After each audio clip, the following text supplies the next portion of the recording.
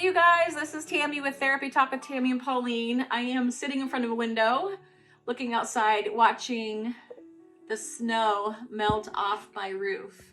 It's the end of April and I am in North Pole, Alaska. It's been up here about a month, and so I thought I'd give an update on my own mental health and what I observed for mental health. One of the things that I quickly observed being up here is when I've gone to the grocery store or the gas station, people know that I am new. So they were like, hey, what brought you up here? And it kind of throws me back because I'm from a small town, but not that small of a town. But I guess around here, you know, familiar faces are familiar faces, and somebody who's not familiar, they know that you're a visitor, or they probably assume that I am taking a job like the one I am, because I'm sure they get that position up here often. But they ask me who I am, where I'm from, and what brought me up here. When I tell people that I'm a mental health therapist, I'm gonna try not to cry.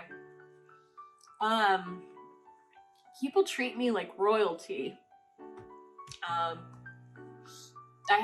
don't talk about this to anybody because I didn't want this to happen, but I had one person offer to pay for my gas. I've had a person offer to give me things that I needed if I didn't have things up here I was able to move up here with. And just people have been very, very grateful for the fact that I'm up here for mental health. And it really just made me super, super humble. And I'm pretty humble anyway, but it made me super humble to think that from the minute of me saying, yeah, my name is Tammy, I'm from Iowa, I'm up here to take a mental health job. And people really, really accept that. I had one person almost get in tears just like I am, and they said, we need you up here.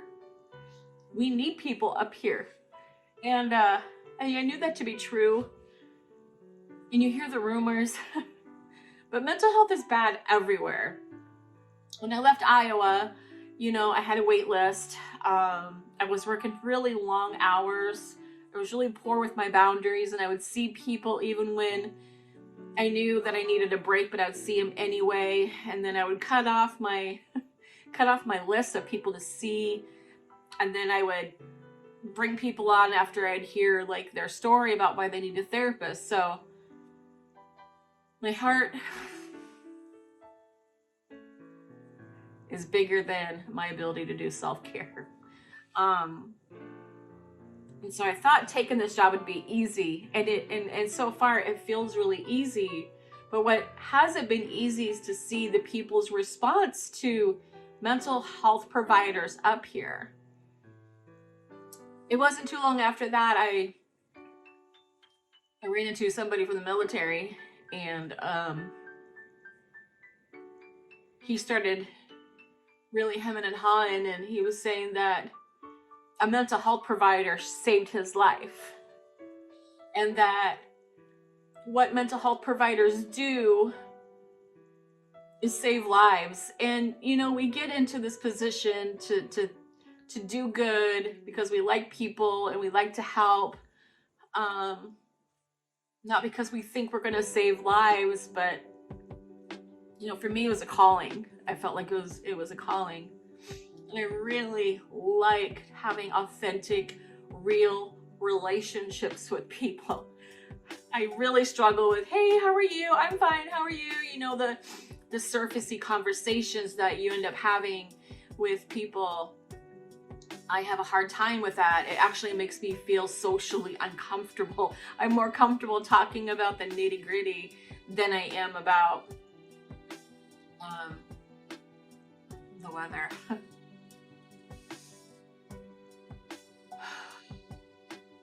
So I'm feeling today really humble.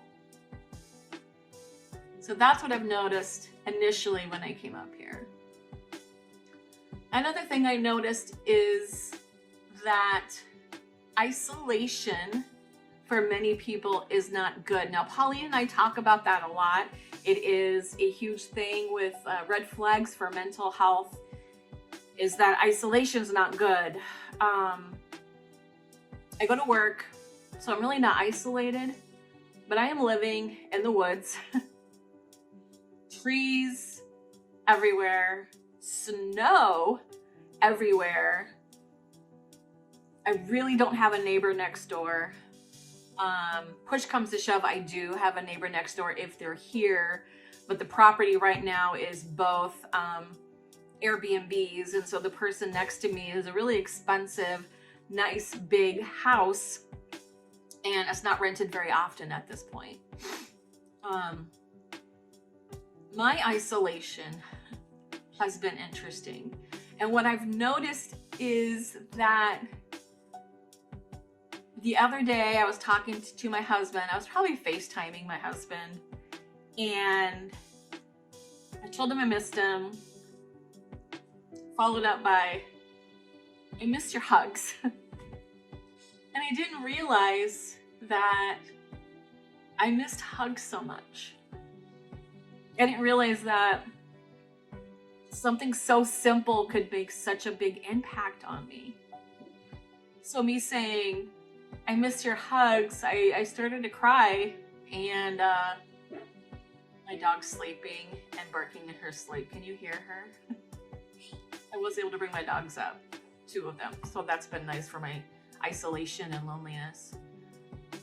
But it's weird how your everyday things you take advantage of, and when those things are removed, it really makes you miss it.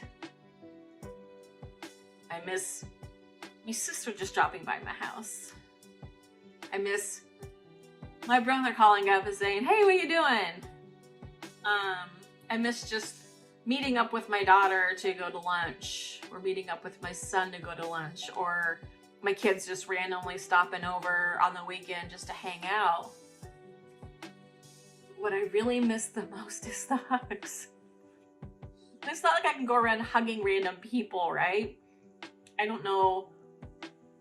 I don't know if that's really safe for me to do, and probably not the smartest thing for me to do. But that's what I've noticed a month up here, is that people up here really, really are thankful for the mental health community. And it's weird feeling like royalty, but I do.